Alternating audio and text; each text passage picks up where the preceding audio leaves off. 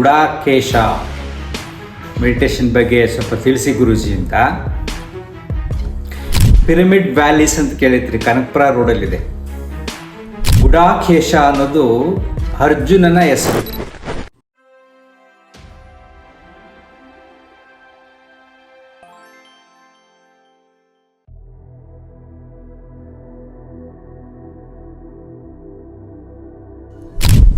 ನಮಸ್ಕಾರ ಸ್ನೇಹಿತರೆ,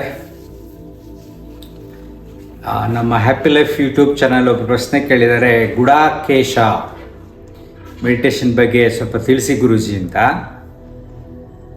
ಅದು ಈ ಗುಡಾಕೇಶ ಮೆಡಿಟೇಷನ್ನು ಈ ನಮ್ಮ ಪತ್ರಿಜಿಯವರಿಂದ ಪಿರಮಿಡ್ ವ್ಯಾಲೀಸ್ ಅಂತ ಕೇಳಿದ್ರಿ, ಕನಕಪುರ ರೋಡಲ್ಲಿದೆ.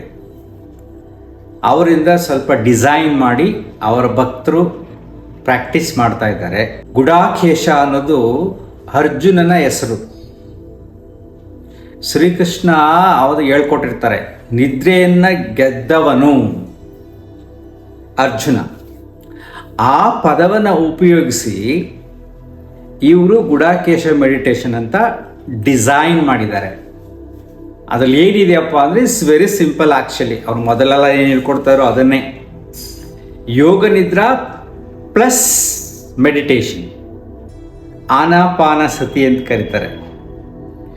ಈ ವಿಪಸ್ಸನ ಮೆಡಿಟೇಷನ್ ಇದೆಯಲ್ಲ, ಅದೇ ವಿಪಸ್ಸನ ಮೆಡಿಟೇಷನ್ನೇ ಬುದ್ಧ ಹೇಳ್ಕೊಟ್ಟಿರತಕ್ಕಂಥ ಟೆಕ್ನಿಕ್. ವಿಪಸ್ಸನ ಮೆಡಿಟೇಷನ್ನೇ ಪಿರಮಿಡ್ ಕೆಳಗಡೆ ಕುಳಿತುಕೊಂಡು ಅಭ್ಯಾಸ ಮಾಡೋದು. ಅದನ್ನು ಪಿರಮಿಡ್ ಮೆಡಿಟೇಷನ್ ಅಂತ ಕರೆದ್ರು. ಕೆಲವರಿಗೆ ಮನೆಗಳಿಗೆಲ್ಲ ಪಿರಮಿಡ್ಗಳು ಕೊಟ್ಟರು, ಅಲ್ಲ ದೊಡ್ಡ ಪಿರಮಿಡ್ ಕಟ್ಟಿದ್ದಾರೆ, ತುಂಬ ಚೆನ್ನಾಗಿದೆ. ನಾನು ಹೋಗಿ ನೋಡಿದ್ದೀನಿ, ಕೆಲವು ಪ್ರೋಗ್ರಾಮ್ಸ್ಗೆ ಅಟೆಂಡ್ ಮಾಡಿದ್ದೀನಿ. ಪಿರಮಿಡ್ ಏನು ಮಾಡುತ್ತೆ, ಧ್ಯಾನ ಮಾಡೋಕ್ಕೆ ಕಾಸ್ಮಿಕ್ ಎನರ್ಜಿನ ಜಾಸ್ತಿ ಸಪ್ಲೈ ಮಾಡುತ್ತೆ because of that shape. So ಪ್ರಕೃತಿಯಲ್ಲಿ ಬೇಕಾದಷ್ಟು ವಿಸ್ಮಯಗಳಿದೆ. ಕಾಸ್ಮಿಕ್ ಎನರ್ಜಿನ ಉಪಯೋಗಿಸ್ಕೊಳ್ಳೋಕ್ಕೆ ಕೆಲವಾರು ವಿಧಾನಗಳನ್ನು ಹಿಂದಿನ ಕಾಲದಿಂದ ರೂಢಿಸ್ಕೊಂಡು ಬಂದಿದ್ದಾರೆ. ಈಗ ನೀವು ದೇವಸ್ಥಾನದಲ್ಲಿ ನೋಡಿ, ದೊಡ್ಡ ದೊಡ್ಡ ದೇವಸ್ಥಾನದ ಮೇಲೆ ಈ ಥರ ಕಳಸಗಳಿಟ್ಟಿದ್ದಾರೆ. ಒಂದು 5 ಕಳಸ, ಕೆಲವು ಕಡೆ 7, ಈ ಥರ ಎಲ್ಲ ಇಟ್ಟಿರ್ತಾರೆ ಕಳಸಗಳು, 3 ಈ ಥರ. ಯಾಕೆಂದರೆ ಈ ಕಾಸ್ಮಿಕಲ್ ಅಂದರೆ ಮಳೆ ಬರುವಾಗ ಜಾಸ್ತಿ ಎನರ್ಜಿ ಫಾರ್ಮೇಷನ್ ಆಗುತ್ತೆ. ಸಿಡ್ಲು ಹೊಡಿತಿದೆ ನೋಡಿ, ಸಿಡ್ಲು. ಸೊ ಅದೇನು ಮಾಡುತ್ತೆ, ಅದು ಅಬ್ಸರ್ವ್ ಮಾಡಿಕೊಂಡು ನೆಲಕ್ಕೆ ಬಿಟ್ಬಿಡುತ್ತೆ. ಸೊ ಹಾಗೆಯೇ ಕಾಸ್ಮಿಕ್ ಎನರ್ಜಿನ ಕೂಡ ಅಬ್ಸರ್ವ್ ಮಾಡಿ ಕೆಳಗಡೆ ಬಿಡ್ತಾ ಇರುತ್ತೆ. ಅದು ನಮಗೆ ಸಹಕಾರಿಯಾಗುತ್ತೆ ಅಂತ ದೇವಸ್ಥಾನಗಳಲ್ಲಿ, ಗೋಪುರಗಳಲ್ಲಿ ಆ ಕಳಸವನ್ನು ಇಡ್ತಾ ಇದ್ರು. That is actually pure science. ಅಂದರೆ ಏನು ನಾವೇ ಅರ್ಥಿಂಗ್ ಅಂತ ಕರಿತೀವಲ್ಲ, ಜಾಸ್ತಿ ಫಾರ್ಮೇಷನ್ ಆದಾಗ ಎನರ್ಜಿ ಆಕಾಶದಲ್ಲಿ ಮಳೆ ಬರೋ ಟೈಮ್ನಲ್ಲಿ ಅದನ್ನು ಅರ್ಥಿಂಗ್ ಮಾಡೋಕ್ಕೆ ಅದು ಟೆಕ್ನಿಕ್. ಅದನ್ನು ಬೇರೆ ಥರ ಆಧ್ಯಾತ್ಮಿಕ ದೃಷ್ಟಿಯಲ್ಲಿ ಬೇರೆ ಬೇರೆ ಎಕ್ಸ್ಪ್ಲನೇಷನ್ಸ್ ಕೊಡ್ತಾರೆ. But it's a pure science. Beyond that is this one only, earthing the higher energy ಮಳೆ ಬರೋ ಟೈಮಲ್ಲಿ.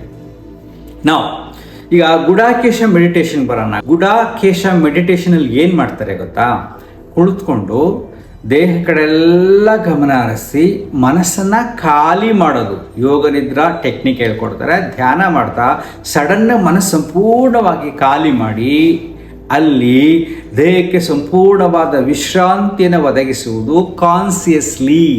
ನಾನು ಯಾವಾಗಲೂ ಹೇಳ್ತಾ ಇರ್ತೀನಿ, what is meditation? Consciously making mind empty is called meditation.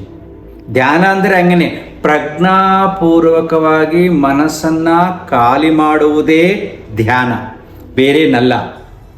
But ಇಲ್ಲಿ ಈಗ ಇದು ನ್ಯೂ ಟ್ರೆಂಡ್, ಒಂದು ಪಾಸ್ಟ್ 2-3 ಇಯರ್ಸ್ ಶುರುವಾಗಿದೆ. ಏನು, ರಾತ್ರಿ ಪೂರ್ತಿ ನಿದ್ರೆ ಮಾಡದೆ. ಪತ್ರಿಜಿಯವರೇ ಹೇಳಿದ್ದಾರೆ, The whole night is for meditation. See, half an hour of meditation is equal to 6 hours of sleep. ರಾತ್ರಿ ಪೂರ್ತಿ ನಿದ್ರೆ ಮಾಡದೆ ಧ್ಯಾನದಲ್ಲೇ ಇರುವುದು. ಈಗ ಅರ್ಧ ಗಂಟೆ ಯೋಗ ನಿದ್ರೆ ಮಾಡಿದ್ರೆ 4 ಗಂಟೆ ನಿದ್ರೆ ಮಾಡಿದಷ್ಟು ರೆಸ್ಟ್ ಸಿಗುತ್ತೆ ಬಾಡಿಗೆ. ಅದು ಸತ್ಯ. ಬಿಕಾಸ್ ಪ್ರಜ್ಞಾಪೂರ್ವಕವಾಗಿ ಮನಸ್ಸನ್ನು ಖಾಲಿ ಮಾಡಿದಾಗ ಆಳವಾದ ವಿಶ್ರಾಂತಿ ಸಿಗುತ್ತೆ. ಇವರು ರಾತ್ರಿ ಪೂರ್ತಿ ಧ್ಯಾನ ಮಾಡಿಕೊಂಡೇ ಇರಬೇಕು. ಬೆಳಗ್ಗೆ ಆ್ಯಕ್ಟಿವ್ ಆಗಿರ್ತಾರೆ, ಓಕೆ, ಅಫ್ಕೋರ್ಸ್ ಆ್ಯಕ್ಟಿವ್ ಆಗಿರ್ತೀರ, ಬೇರೆ ಕೆಲಸ ಎಲ್ಲ ಮಾಡ್ತಾ ಇರ್ತಾರೆ. ಆದರೆ ನನ್ನ ಪ್ರಕಾರ ಇಟ್ಸ್ ಅಗೇನ್ಸ್ಟ್ ನೇಚರ್. ಪ್ರಕೃತಿನಲ್ಲಿ ಒಂದು ಬಯೋಲಾಜಿಕಲ್ ಕ್ಲಾಕ್ ಇದೆ. ಪ್ರತಿದಿನ ಬೆಳಿಗ್ಗೆ 5 ಗಂಟೆಗೆ ಅಲಾರಾಮ್ ಇಟ್ಟು 1 ತಿಂಗಳು ಮಲ್ಕೊಳ್ಳಿ. ಅಲಾರಾಮ್ ಹೊಡೆದಾಗ ಎಚ್ಚರ ಆಗ್ತಾ ಇರುತ್ತೆ. 1 ತಿಂಗಳಾದಾದ್ಮೇಲೆ ಅಲಾರಾಮ್ ಸ್ವಿಚ್ ಆಫ್ ಮಾಡಿ. ಆಮೇಲೆ ನೋಡಿ ಸಹಜವಾಗಿ ನಿಮಗೆ 5 ಗಂಟೆಗೆ ಎಚ್ಚರ ಆಗುತ್ತೆ. ಇನ್ನೊಂದು ಸಿಂಪಲ್ ಎಕ್ಸಾಂಪಲ್, ಜೆಟ್ ಲ್ಯಾಗ್ ಅಂತ ಕರಿತೀವಿ. ನಾವು ಇಲ್ಲಿ ಹಗಲಿನಲ್ಲಿ ಪ್ರಯಾಣ ಮಾಡಿದ್ರೆ ಅಮೆರಿಕಾಗೆ, ಅಲ್ಲಿ ಹೋದ ತಕ್ಷಣ ಪುನಃ ಹಗಲಾಗಿರುತ್ತೆ. ಆಗ ನಿಮಗೆ ಕನ್ಫ್ಯೂಷನ್ ಆಗುತ್ತೆ, ನಿದ್ರೆ ಬರೋದು ಒಂಥರ ಆಗುತ್ತೆ, 1-2 ದಿನ ಆಗುತ್ತೆ. ಆಮೇಲೆ ಈ ದೇಹ ಪ್ರಕೃತಿಗೆ ಹೊಂದ್ಕೊಂಡ್ಬಿಡುತ್ತೆ. ಸೊ ಕತ್ತಲು ಮತ್ತು ಬೆಳಕಿನಲ್ಲಿ ನಮ್ಮ ದೇಹ ಬ್ರಹ್ಮಾಂಡದಿಂದ ಪ್ರಕೃತಿಯಿಂದ ಮಾಡಲ್ಪಟ್ಟಿರ್ತಕ್ಕಂಥ ಈ ಪಿಂಡಾಂಡ, ಈ ದೇಹ ನಡೀತಾ ಇರುತ್ತೆ. ನೀವು ರಾತ್ರಿ ಎಲ್ಲ ಧ್ಯಾನ ಮಾಡ್ಕೊಂಡು ಕುಳಿತುಕೊಂಡ್ರೆ you are against the nature. ಓಕೆಪ್ಪ, ಫೈನ್. ದೆನ್ ಯಾರು ಮಾಡ್ಬೋದು ಧ್ಯಾನ? ಕೆಲವರು ಮಾಡ್ಬೋದು. ಇನ್ಸೋಮೋನಿಯಾ ಅಂತ ಕರಿತೀವಿ. ಈಗ ನಿದ್ರೆ ಬರದೇ ಇರೋರು ಇದನ್ನು ಕಲ್ತ್ಕೊಂಡು ಅಭ್ಯಾಸ ಮಾಡಿದ್ರೆ ಚೆನ್ನಾಗಿ ರಿಲ್ಯಾಕ್ಸ್ ಆಗುತ್ತೆ. ಆಮೇಲೆ ಅದನ್ನು ಬರೀ ಕೇವಲ 2 ಗಂಟೆಗೆ ಸೀಮಿತಗೊಳಿಸ್ಬೇಕು. 2 ಗಂಟೆಗೆ ಸೀಮಿತಗೊಳಿಸ್ಕೊಂಡು ರಾತ್ರಿ 10ರಿಂದ 12 ಗಂಟೆವರೆಗೂ ಧ್ಯಾನ ಮಾಡಿ ಆಮೇಲೆ ಮಲ್ಕೊಳ್ಳಿ. And you are normal. Otherwise ರಾತ್ರಿ ಎಲ್ಲ ನೀವು ಧ್ಯಾನ ಮಾಡ್ತಾ ಇದ್ರೆ ಅದೇನಾಗುತ್ತೆ ಅಂದರೆ ಸಂಸಾರದಲ್ಲಿ ಅಬ್ನಾರ್ಮಲಿಟಿ ಶುರುವಾಗುತ್ತೆ. ಹೆಂಗೆ ಅಂದರೆ ಈಗ ಗಂಡ ಪೂರ್ತಿ ರಾತ್ರಿ ಧ್ಯಾನದಲ್ಲೇ ಕುಳಿತಿದ್ದಾನೆ, ಹೆಂಡತಿ ನಿದ್ರೆ ಮಾಡ್ತಿದ್ದಾಳೆ, ಅಥವಾ ಮನೆಯವರೆಲ್ಲ ಕುಳಿತುಕೊಂಡು ಧ್ಯಾನನೇ ಮಾಡ್ತಾ ಇದ್ದಾರೆ ಅಂದಾಗ ಇಲ್ಲಿ ಮನಸ್ಸಿನಲ್ಲಿ ಸಮಸ್ಯೆಗಳು ಉಂಟಾಗುತ್ತೆ. ಏನಂದರೆ ನೀವು ಆಶ್ರಮದಲ್ಲಿ ಹೋಗಿ ಧ್ಯಾನ ಮಾಡ್ಕೊಂಡಿರ್ಬೋದು, ಸಂಸಾರದಲ್ಲಿ ಧ್ಯಾನ ಮಾಡ್ಕೊಂಡಿದ್ದಾಗ ಎಲ್ಲರೂ ರಾತ್ರಿ ಪೂರ್ತಿ ಧ್ಯಾನ ಮಾಡ್ಕೊಂಡು ಬದುಕೋಕ್ಕೆ ಆಗೋದಿಲ್ಲ. ಅಫ್ಕೋರ್ಸ್ ನೀವು ಮಾಡಿದ್ರೆ ರಿಲ್ಯಾಕ್ಸ್ ಆಗಿರುತ್ತೆ.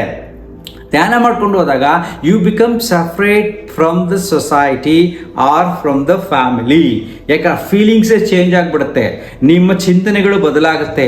ನೀವೇನಾಗ್ತಾ ಇರ್ತೀರ, ಥಾಟ್ಲೆಸ್ ಸ್ಟೇಜ್ಗೆ ಹೋಗಿ ಕೊನೆಗೆ ಒಂದು ಹಂತಕ್ಕೆ side effect after long years ಈ ಸಮಾಜನೇ ಬೇಡ, ಈ ಸಂಸಾರವೇ ಬೇಡ ಅನಿಸುತ್ತೆ.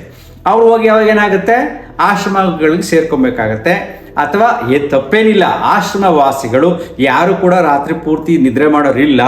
ಈಗ ಇವರು ಆ ಪದವನ್ನು ಉಪಯೋಗಿಸ್ಕೊಂಡು ಹೊಸದಾಗಿ ಡೆವಲಪ್ ಮಾಡಿದ್ದಾರೆ.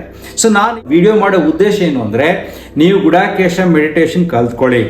ಸ್ವಲ್ಪ ದಿನ ರಾತ್ರಿ ಎಲ್ಲ ನಿದ್ರೆ ಮಾಡದೆ ಕಲ್ತ್ಕೊಂಡು ಆಮೇಲೆ ಅದನ್ನು ಬ್ಯಾಲೆನ್ಸ್ ಮಾಡ್ಕೊಳ್ಳಿ. Balancing is very important. ಪ್ರಕೃತಿನಲ್ಲಿ ಎಲ್ಲವೂ ಒಂದೇ ಅಲ್ಲ, ಎಲ್ಲವೂ ಅದೇ ಸತ್ಯ ಅಲ್ಲ. ಏನು ಬ್ಯಾಲೆನ್ಸು?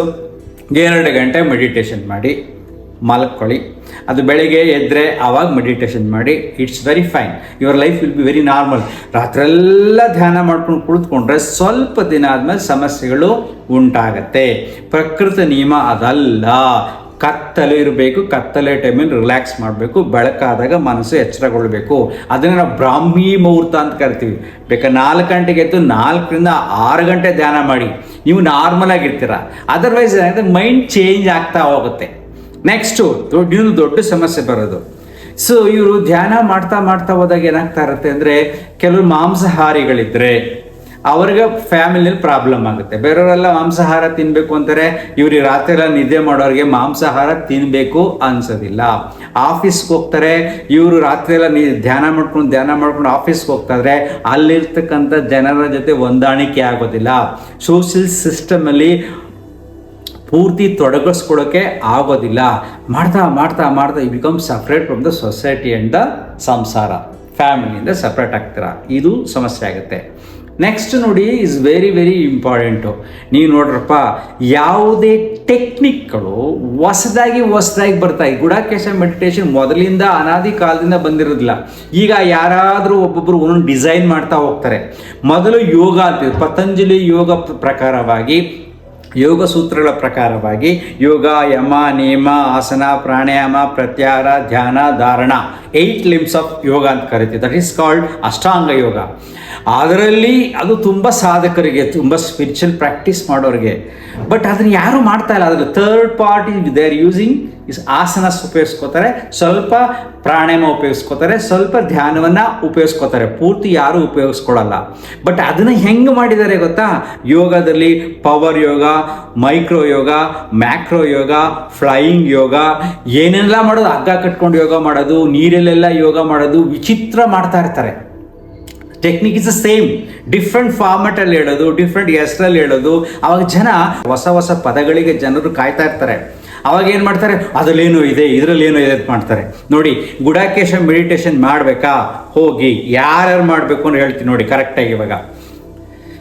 ಈಗ ಒಂಟಿಯಾಗಿ ಬದುಕೋರು ಮಾಡಿ, ಸಂಸಾರದ ತುಂಬ ಸಮಸ್ಯೆ ಇದೆ, ನಾನು ಒಬ್ಬರೇ ಇರ್ತೀನಿ ಅನ್ನೋರು ಆ ಥರದವ್ರು ಅಭ್ಯಾಸ ಮಾಡಿ. ಮಾನಸಿಕ ಸಮಸ್ಯೆ ಇರೋರು ಆ ಪ್ರಾಕ್ಟೀಸ್ ಮಾಡಿ, ತುಂಬ ಒಳ್ಳೆಯದು. ಅರ್ಥ ಆಗ್ತಿದೆಯಾ? ಯಾಕೆಂದರೆ ಮನಸ್ಸಿನಲ್ಲಿ ಉಂಟಾಗತಕ್ಕಂಥ ಒತ್ತಡಗಳನ್ನು ನಿವಾರಣೆ ಮಾಡೋಕ್ಕೆ ವಿಪಸ್ಸನ ಮೆಡಿಟೇಷನ್ ಹೆಲ್ಪ್ ಮಾಡುತ್ತೆ. ಬಿಕಾಸ್ ಅವ್ರು ಪಿರಮಿಡ್ ಬಗ್ಗೆ ಜಾಸ್ತಿ ಫೋಕಸ್ ಮಾಡಿರೋದ್ರಿಂದ ಪಿರಮಿಡ್ ಇಟ್ಕೊಂಡೇ ಪ್ರಾಕ್ಟೀಸ್ ಮಾಡಿ ಅಂತ ಹೇಳ್ತಾರೆ. ಅನುಕೂಲ ಇದ್ದರೆ ಮಾಡಿ, ಸಮಸ್ಯೆ ಏನಿಲ್ಲ. ಯಾಕೆಂದರೆ ನಾನು 35 ವರ್ಷಗಳ ಹಿಂದೆಯೇ ಪಿರಮಿಡ್ ಬಗ್ಗೆ ತಿಳ್ಕೊಳ್ಳೋಕ್ಕೆ ಬರೋಡಕ್ಕೆ ಹೋಗಿದ್ದೆ. ಆ ಫೋಟೋ ಹಾಕ್ತೀನಿ. 35 years ಬ್ಯಾಕ್ ಬರೋಡದಲ್ಲಿ ಪಿರಮಿಡ್ ಬಗ್ಗೆ ಸ್ಟಡೀಸ್ ಮಾಡೋಕ್ಕೆ ತಿಳ್ಕೊಳ್ಳೋಕ್ಕೆಲ್ಲ ಹೋಗಿದ್ದೆ. ಅದೆಲ್ಲ ತುಂಬ ವರ್ಷಗಳು ನೋಡ್ಕೊಂಡು ಬಂದಿದ್ದೀನಿ. ಸ್ವಲ್ಪ ದಿನ ಬರುತ್ತೆ, ಕೆಲವರು ಬೆಂಗಳೂರಲ್ಲೆಲ್ಲ ಮನೆ ಮೇಲೆಲ್ಲ ಪಿರಮಿಡ್ ಕಟ್ಕೊಂಡು ಧ್ಯಾನ ಮಾಡ್ತಾಯಿದ್ರು, ಇನ್ನು ಅದೆಲ್ಲ ಮಾಡ್ತಾಯಿದ್ರು. ಹಂಗೆಯೇ ಸುಮ್ಮನೆ ಕಡಿಮೆ ಆಗುತ್ತೆ, ಪುನಃ ಯಾವಾಗಲೂ ಬರುತ್ತೆ, ಪುನಃ ಕಡಿಮೆ ಆಗುತ್ತೆ. ಅಂದರೆ ಅದು ನಿರಂತರ ಅಲ್ಲ, ಆಲ್ಟರ್ನೇಟಿವ್ ಟೆಕ್ನಿಕ್ಸು ಒಬ್ಬೊಬ್ರು ಉಪಯೋಗಿಸ್ಕೋತಾರೆ.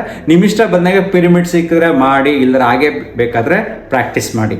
Next is very very important, ನೆನ್ಪಿಟ್ಕೊಳ್ರಿ. ಯಾವುದೇ ಧ್ಯಾನ ಸಾಧನೆಗಳು ಸಾಮಾನ್ಯ ಬದುಕನ್ನು ನಾವೇನು ಸಮಾಜದಲ್ಲಿ ಬದುಕ್ತಾ ಇದ್ದರೆ ಕದಲಿಸುವಂತಿರಬಾರದು. ಆ ಥರ ಇದ್ದರೆ ಆಶ್ರಮಕ್ಕೆ ಹೋಗಿ ಆಶ್ರಮವಾಸಿಗಳಾಗಿರಿ, ಸಮಸ್ಯೆ ಇಲ್ಲ. ಯಾಕೆಂದರೆ ಎಲ್ಲರೂ ಆಶ್ರಮಗಳಲ್ಲೇ ಹೋಗಿರೋಕೆ ಆಗೋದಿಲ್ಲ. ಎಲ್ಲರೂ ಸನ್ಯಾಸಿಗಳಾಗಿ ಸ್ವಾಮೀಜಿಗಳಾಗಿ ಕುಳಿತ್ಕೊಂಡ್ಬಿಟ್ರೆ ಅವ್ರು ಊಟ ಕೊಡೋರು ಯಾರು? ಅನ್ನ ಬೆಳೆಯೋನು ಯಾರು? ಬೆಳಿಗ್ಗೆ ಹಾಲು ಕೊಡೋರು ಯಾರು? ತುಪ್ಪ ಕೊಡೋರು ಯಾರು? ಮನೆ ಕಟ್ಟೋರು ಯಾರು? ನೀರು ಕೊಡೋರು ಯಾರು? ಸಾಮಾನ್ಯ ಸೃಷ್ಟಿನಲ್ಲಿ ಎಲ್ಲವೂ ಇರಬೇಕು. ಬಡವನೂ ಇರಬೇಕು, ಶ್ರೀಮಂತನೂ ಇರಬೇಕು, ರೈತನೂ ಇರಬೇಕು, ಎಂಜಿನಿಯರ್ ಇರಬೇಕು, ಡಾಕ್ಟರ್ ಇರಬೇಕು, ರೋಗಿ ಇರಬೇಕು. ಎಲ್ಲವೂ ಸೃಷ್ಟಿಯ ನಿಯಮ, ಪ್ರಕೃತಿಯ ನಿಯಮದಲ್ಲಿ ಬೇಕಾದಷ್ಟಿದೆ. ಎಷ್ಟೋ ಬರ್ತಾ ಇರುತ್ತೆ, ಎಷ್ಟೋ ಹೋಗ್ತಾ ಇರುತ್ತೆ. ನೀವು ಯಾವುದ್ರ ಬಗ್ಗೆನೂ ತಲೆ ಕೆಡಿಸ್ಕೊಳ್ಳೋಕ್ಕೆ ಹೋಗಬೇಡಿ. ನಿಮಗೆ ಯಾವುದು ಇಷ್ಟವೋ, ಯಾವುದು ನೆಮ್ಮದಿಯನ್ನು ಕೊಡುತ್ತೋ, ಯಾವುದು ನಿಮ್ಮ ಸಂಸಾರದಲ್ಲಿ ಸಮಸ್ಯೆನ ಉಂಟು ಮಾಡಲ್ವೋ, ಸಮಾಜದಲ್ಲಿ ಸಮಸ್ಯೆನ ಉಂಟು ಮಾಡಲ್ವೋ, ಅದನ್ನು ಅಭ್ಯಾಸ ಮಾಡಿ ಅಷ್ಟೇ. ಇಷ್ಟ ಇಲ್ವಾ? ಬಿಟ್ಬಿಡಿ. ಬೇಕಾಸ್ಟ್ ಆಲ್ಟರ್ನೇಟಿವ್ ಸಿಸ್ಟಮ್ಗಳು ಇರುತ್ತೆ. ಈವನ್ ಆಗಿನ ಕಾಲದಲ್ಲಿ ನೋಡುವ, ನಮ್ಮ ಕಾಲದಲ್ಲಿ ಬರೀ ಕಲರ್ ಥೆರಪಿ ಅಂತ ಬಾಟ್ಲುಗಳಲ್ಲಿ ಕಲರ್ ನೀರಿಟ್ಟೆ ಥೆರಪಿ ಮಾಡ್ತಿದ್ರು. Magneto therapy, pyramid therapy, reiki, pranic healing, ಏನೇನೆಲ್ಲ ಬೇಕಾಷ್ಟು ಬರ್ತವೆ, ಹೋಗ್ತಾ ಇರ್ತವೆ. ಕೆಲವರು ಏನು ಮಾಡ್ತಾರೆ, ಅದನ್ನು ಉಪಯೋಗಿಸ್ಕೊಂಡು ಹಣ ಮಾಡೋರು ಇರ್ತಾರೆ, ಮಾಡ್ಕೊಂಡು ಮಜವಾಗಿ ಇರ್ತಾರೆ. ಸೊ ಇದು ಕಂಡ ಸತ್ಯ. ಸೊ ಬುಡ ಕೇಶ ಮೆಡಿಟೇಷನ್ ಎಷ್ಟು ಬೇಕೋ ವಿತ್ ಲಿಮಿಟೇಷನ್ಸ್ ಉಪಯೋಗಿಸ್ಕೊಳ್ಳಿ. ರಾತ್ರಿಯೆಲ್ಲ ಧ್ಯಾನ ಮಾಡತಕ್ಕಂಥದ್ದು it is unnatural. Thank you.